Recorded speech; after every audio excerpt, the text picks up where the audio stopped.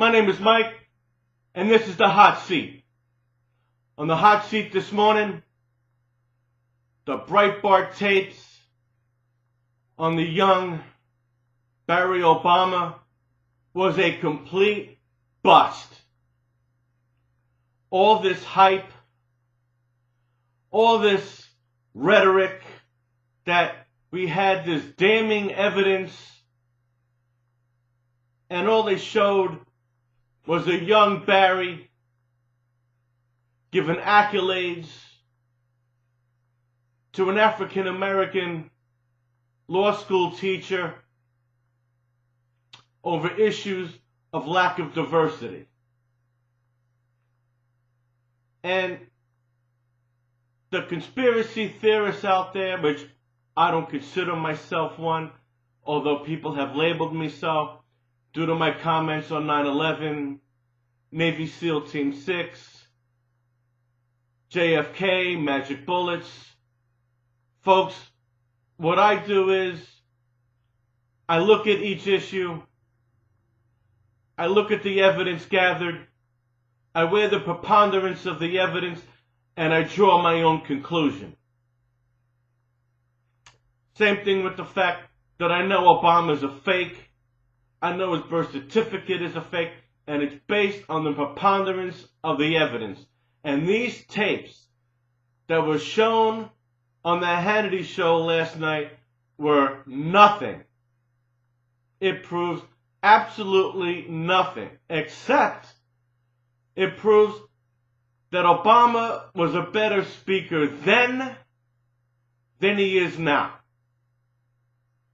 And that's because 20 years ago, he believed in what he was saying. He was passionate about what he was saying. And he didn't need a teleprompter like he needs now, because he wasn't fed lines. He wasn't fed scripts 20 years ago. The man spoke from his heart, whether you agree or disagree, which is why he should stick to community activist stuff, civil rights movements, because that's his genre. He's unfit to be a president. He's not a real president. He's just a puppet put in by the New World Order. See, again, I'm not a conspiracy theorist. Evidence dictates my conclusion. And Barry Soetoro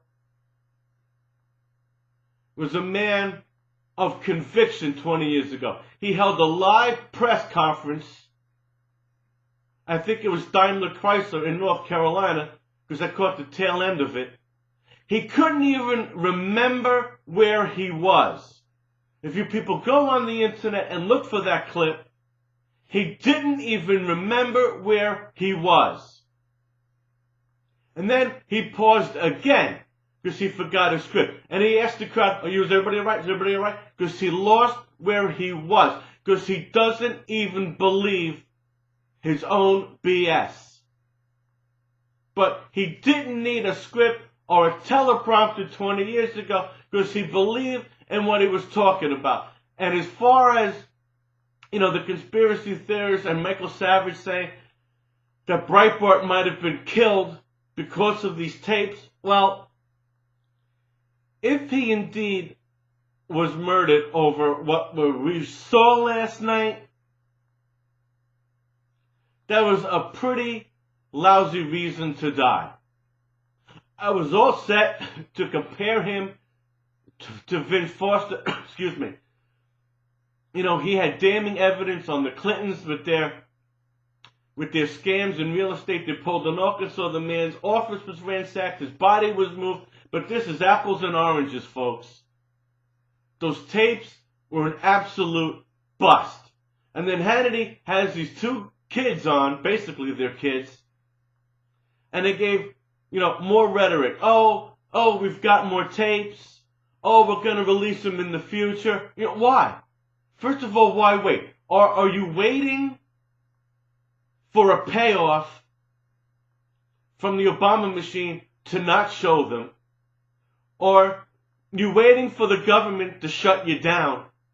I mean, if you've got stuff, put it out on the internet and let it go viral. If you're waiting for close to the general election time, then why are you telling us 8 months ahead so that you might be shut down? I mean, if you got it, either use it or shut up about it and release it when you think it's the right time. But this nonsense that you got it and that you're waiting and it's going to be released and it's damning, you've already lost your credibility. And whatever legacy this Andrew Breitbart wanted to leave behind, it just took a shot right in the hull.